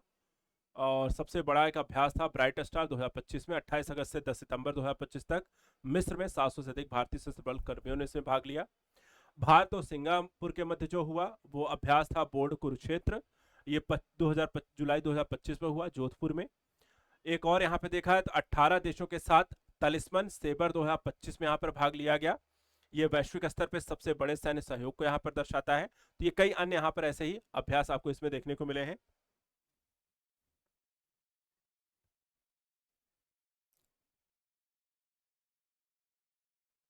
कुछ घरेलू अभ्यास भी इसमें है जिसमें केवल भारतीय सशस्त्र बल शामिल होते हैं, थल सेना, नौसेना, वायुसेना के बीच। द्विपक्षीय अभ्यास का मतलब होता है जहां पर दो देश एक दूसरे के साथ मिलकर के सैन्य रणनीति इत्यादि के संदर्भ में साझा करते हैं, अलग अलग क्षेत्रों में अलग अलग समस्याओं में किस तरीके से एक दूसरे से सहयोग कर सकते हैं। बहुपक्षीय अभ्यास ऐसे होते हैं जो कि यहाँ पर देखा है तो कई सारे देश यहाँ पर शामिल होकर के आतंकवाद या किसी भी सुरक्षा संबंधी खतरे पर साथ में मिलकर के कार्रवाई करने के दृष्टिकोण से देखते हैं। अन्य यहाँ पर आप देख सकते हैं सैन्य अभ्यासों के लिए तो आयोजन 21वां संस्करण फोर्ट वेनराइट का, भारत अमेरिका की सेनाओं के मध्य संचालन क्षमता और सहयोग। इतिहास इसका क्या रहा है कि 2004 में आतंकवाद रोधी प्रशिक्षण की शुरुआत हुई थी और उससे निपटने को लेकर के ये किया जाता है। उद्देश्य था द्विपक्षीय तैयारी को विकसित करना, ब्रिगेड बटालियन समन्वय, वायु भूमि एकीकरण, मुक्त और खुले इंडो पैसिफिक दृष्टिकोण का साझा समर्थन। रणनीतिक महत्व यह है कि अलास्का में शीत मौसम प्रशिक्षण और आर्कटिक इंडो पैसिफिक परिचालन के संदर्भ में अनुभव को साझा करना। अन्य अभ्यास जैसे कि वज्र प्रहार है विशेष बल के दृष्टिकोण से, सेल्वेक्स है नौसेना का है, कोप इंडिया वायुसेना का है और मालाबार जो है चतुष्कर्णिक नौसैनिक अभ्यास है। अब यहाँ पे देखिए ऐसे ही कुछ प्रमुख सैन्य अभ्यासों की एक सूची आपको दी गई है जो एक बार चलते चलते देख लेते हैं। अभ्यास एक्वेरिन भारत और मालदीव के मध्य 2 से 15 फरवरी 2025 को आयोजित हुआ। रेगिस्तान शिकार अभ्यास त्रिपक्षीय भारत की सेनाएं, तीनों ही जो सेनाएं हैं उनका, जोधपुर में 24-28 फरवरी 2025 का एक घरेलू है। धर्म संरक्षक भारत और जापान के मध्य होने वाला युद्धाभ्यास है, माउंट फूजी में जापान में हुआ 25 फरवरी से 9 मार्च तक, द्विपक्षीय। चक्रवात 2025 भारत और मिस्र के बीच हुआ, राजस्थान में 10 से 23 फरवरी के मध्य द्विपक्षीय स्तर पर। वरुण नौसैनिक अभ्यास भारत फ्रांस के बीच अरब सागर में 19-22 मार्च 2025। अभ्यास समुद्री dragon Australia Bharat Japan Korea का और संयुक्त राज्य अमेरिका 4 से 19 मार्च गुआम में 2025 में बहुपक्षीय एक युद्धाभ्यास रहा। इंद्र 2025 भारत और रूस के मध्य हुआ, बंगाल की खाड़ी में मार्च अप्रैल 2025 द्विपक्षीय स्तर पर। अभ्यास टाइगर ट्रायम्फ जो भारत अमेरिका मिलकर के यहाँ पर अभ्यास करते हैं, पूर्वी भारत में हुआ 1 से 13 अप्रैल 2025 को द्विपक्षीय स्तर पर। डस्टेलिक फोर्थ यहाँ पे देखा है तो भारत और उज्बेकिस्तान के मध्य पुणे में भारत में हुआ 16 अप्रैल 2025 को द्विपक्षीय स्तर पर एक अभ्यास। बोल्ड कुरुक्षेत्र भारत सिंगापुर के मध्य जोधपुर में जुलाई 2025 में द्विपक्षीय सैन्य अभ्यास। और ब्राइट स्टार 2025 में भारत और अन्य कई देश मिस्र में 28 अगस्त 10 सितंबर 2025 तक बहुपक्षीय यहाँ पर आपको अभ्यास करते हैं। युद्ध अभ्यास भारत अमेरिका में अलास्का में 14 सितंबर 2025 को हुआ। इसके अलावा कई सारे यहाँ पर लोगों को निकालने के दृष्टिकोण से, जैसे ऑपरेशन ब्रह्मा भारतीय सेना के द्वारा भूकंप के बाद म्यांमार को सहायता पहुंचाने के लिए चलाया गया आपदा राहत एक अभियान था। संयुक्त विमोचन बहु एजेंसी अभियान है, इसमें आपदा राहत अभ्यास किया गया अहमदाबाद और पोरबंदर में आपातकालीन प्रतिक्रिया के लिए। पूर्वी लहर जो है ये भारतीय नौसेना का अभ्यास है, पूर्वी तट संचालन पूर्वी नौसेना कमान और तटीय रक्षा में भागीदारी करते हैं। ट्रोपेक्स अभ्यास ये भारतीय नौसेना का अभ्यास है, इसमें थिएटर स्थलीय संचालन हिंद महासागर क्षेत्र और युद्ध की तत्परता को यहाँ पर जांचा समझा जाता है। समुद्री सतर्कता जो है भारतीय नौसेना तटरक्षक बल की संयुक्त होती है, अखिल भारतीय तटीय रक्षा को देखना, संपूर्ण भारतीय तटरेखा और समुद्री सुरक्षा को जांचना समझना और वहां पर किस तरीके से प्रतिक्रिया करनी है। अंतरिक्ष अभ्यास अगर हम देखें तो भारतीय वायुसेना इसमें शामिल होती है। अंतरिक्ष युद्ध प्रशिक्षण बहुस्थान और अंतरिक्ष सुरक्षा के दृष्टिकोण से इसमें पहलू शामिल होते हैं। विंग्ड रेडर 2025 जो भारतीय सेना और वायुसेना का संयुक्त सेना और वायुसेना का अभ्यास है, ये पूर्वी थिएटर और वायु भूमि समन्वय को यहाँ पर लेकर के काम किया जाता है। डेजर्ट हंट अभ्यास जो है त्रिकोणीय सेवा है, जिसमें विशेष बल एकीकरण जोधपुर वायु स्टेशन और आतंकवाद रोधी जैसे मामलों में साथ में मिलकर के काम को परखा जाता है, सहयोग किया जाता है। और थल जल रक्षा जो सेना तटरक्षक बल समुद्री पुलिस बेट द्वारका गुजरात और तटीय संरक्षण के दृष्टिकोण से यहाँ पर किया जाता है। इस तरीके से अगर हम देखें, एक और यहाँ पे है युद्धाभ्यास जो है यूएसए के बीच पर्वतीय युद्ध को लेकर के किया गया। वज्र प्रहार यूएसए के साथ ही 15वां संस्करण था। इडाहो के मध्य संयुक्त राज्य अमेरिका और विशेष बल के मध्य हुआ। शक्ति जो है फ्रांस के साथ 7वां संस्करण मेघालय में आतंकवाद निरोधी विषय पर अभ्यास आयोजन हुआ। संप्रीति जो है वो बांग्लादेश के साथ हम यहाँ पे युद्धाभ्यास करते हैं, नियमित वैकल्पिक और शांति स्थापना को ध्यान में रख करके। सूर्य किरण नेपाल के साथ होने वाला हमारा युद्धाभ्यास है, इसका 18वां संस्करण 2025 में नेपाल में पर्वतीय संचालन के क्षेत्रों में सहयोग के दृष्टिकोण से किया गया। मित्र शक्ति श्रीलंका के साथ हम यहाँ पे युद्धाभ्यास का आयोजन करते हैं, 10वां संस्करण था, श्रीलंका में हुआ आतंकवाद रोधी जैसे मुद्दों को लेकर के। धर्म गार्जियन जो है जापान के साथ होने वाला हमारा युद्धाभ्यास है, इसका 6वां संस्करण जापान में हुआ आपदा राहत को लेकर के। अग्नि योद्धा सिंगापुर के साथ हमारा 13वां संस्करण महाराष्ट्र में शहरी युद्ध के दृष्टिकोण से अभ्यास किया गया। हरिमौर शक्ति मलेशिया में 4था संस्करण जो मलेशिया में जंगल युद्ध को लेकर के है। गरुण शक्ति इंडोनेशिया में 9वां संस्करण इंडोनेशिया में आतंक निरोध को लेकर के किया गया युद्धाभ्यास। चक्रवात मिस्र में 3रा संस्करण 2025 में राजस्थान में रेगिस्तानी अभियान। अल नजाह ओमान में 5वां संस्करण जो रेगिस्तानी युद्ध को लेकर के किया गया अभ्यास। खंजर किर्गिस्तान के साथ होने वाला हमारा युद्धाभ्यास का नाम है और इसका 12वां संस्करण 2025 में हुआ किर्गिस्तान में उच्च ऊंचाई वाले क्षेत्रों में। काजिंद कजाकिस्तान के साथ होता है हमारा युद्धाभ्यास और 8वां संस्करण इसका उत्तराखंड में पर्वतीय युद्ध के दृष्टिकोण से किया गया। डस्ट लीग उज्बेकिस्तान का 6वां संस्करण 2025 में पुणे और आतंकवाद निरोध को लेकर के। नोमेडिक एलिफेंट मंगोलिया के साथ होने वाला हमारा युद्धाभ्यास 16वां संस्करण मेघालय में स्थापित हुआ शांति स्थापना को लेकर के। मैत्री थाईलैंड के साथ 13वां संस्करण जंगल ऑपरेशंस को लेकर के भारत और थाईलैंड की सेनाओं का होने वाला अभ्यास। ऑस्ट्रा हिंद ऑस्ट्रेलिया और भारत के मध्य होने वाला 3रा संस्करण पुणे में ऑल टेरन जैसे क्षेत्रों को लेकर के। और विनबैक्स वियतनाम में 5वां संस्करण वैकल्पिक और शांति स्थापना को लेकर के। तो ये सारे यहां पर देखा जाए तो ऐसे युद्धाभ्यासों का आयोजन भी किया गया। सिनबैक्स है कंबोडिया के साथ, इसका प्रथम संस्करण पुणे में आतंकवाद निरोध को लेकर के इसका आयोजन किया गया। इसके अलावा टाइगर ट्रायम्फ है 2000 यूएसए के साथ 2025 में पूर्वी भारत में आपदा राहत को लेकर के। इंद्र रूस के साथ हम करते हैं 14वां संस्करण बंगाल की खाड़ी में नौसेना संचालन के साथ। वरुण फ्रांस के साथ 23वां संस्करण अरब सागर में समुद्री सुरक्षा को लेकर के। बोंगो सागर बांग्लादेश के साथ 2025 में बंगाल की खाड़ी में समन्वित गश्त को लेकर के। स्लाइनेक्स श्रीलंका के साथ नियमित विशाखापट्टनम नौसेना सहयोग, तो नौसैनिक स्तर पे जो सहयोग। जिम्मेक्स जापान के साथ 8वां संस्करण जापान में समुद्री साझेदारी को लेकर के। सिम्बेक्स सिंगापुर में 31वां संस्करण वैकल्पिक और नौसैनिक अभ्यास को लेकर के। नसीम अल बहर ओमान के साथ नियमित गोवा तट समुद्री सुरक्षा। वायुसेना में देखा है तो गरुड़ फ्रांस के साथ नियमित और वैकल्पिक हवाई संचालन करते हैं। उदार शक्ति मलेशिया के साथ 2024 में मलेशिया वायु युद्ध और ईस्टर्न ब्रिज ओमान के साथ 7वां संस्करण वायुसेना सहयोग के लिए। इसके अलावा बहुपक्षीय ऐसे कई सारे जिसमें एक से ज्यादा यानी कि भारत के साथ कई अन्य देश में शामिल होते हैं, जैसे ब्राइट स्टार 2025, इसमें भारत मिस्र अमेरिका के साथ यहाँ पर मिस्र त्रिसेवा संचालन मिस्र में इसका आयोजन हुआ और त्रिसेवा संचालन के दृष्टिकोण से इसका आयोजन किया गया था। खानक्वेस्ट में भारत मंगोलिया अमेरिका और अन्य देश शामिल होते हैं, इसका आयोजन मंगोलिया में हुआ। शांति स्थापना भारतीय नौसेना मालाबार देखा जाए तो भारत अमेरिका जापान और ऑस्ट्रेलिया की नौसैनिक जो सेनाएं हैं वो साथ में मिलकर के भागीदारी करती हैं। क्वाड सहयोग भी इसमें देखने को मिलता है। La Perouse Bharat France Australia America Britain अन्य के साथ मिलकर के हिंद प्रशांत क्षेत्र में समुद्री सुरक्षा को लेकर के अभ्यास करता है। मिलान को देखें तो भारत और अनेक राष्ट्र विशाखापट्टनम नौसेना मैत्री को लेकर के अभ्यास करते हैं। Sea Dragon 2025 Australia Bharat Japan Korea और अमेरिका मिलकर के गुआम पनडुब्बी रोधी यहाँ पे अभियान। रिम पैक जो है भारत के साथ 25 अन्य देश में शामिल होते हैं, प्रशांत महासागर में समुद्री साझेदारी को लेकर के है। Red flag Bharat America plus NATO देश नेवादा में अमेरिका और वायु युद्ध को लेकर के यहां पर होने वाला युद्धाभ्यास। इसके अलावा कोप इंडिया है भारत अमेरिका और भागीदार वैकल्पिक वायु संचालन। तालिस्मान सवेर ऑस्ट्रेलिया अमेरिका भारत सहित 16 देश में शामिल होते हैं, ऑस्ट्रेलिया में इसका आयोजन हुआ, संयुक्त अभियान था।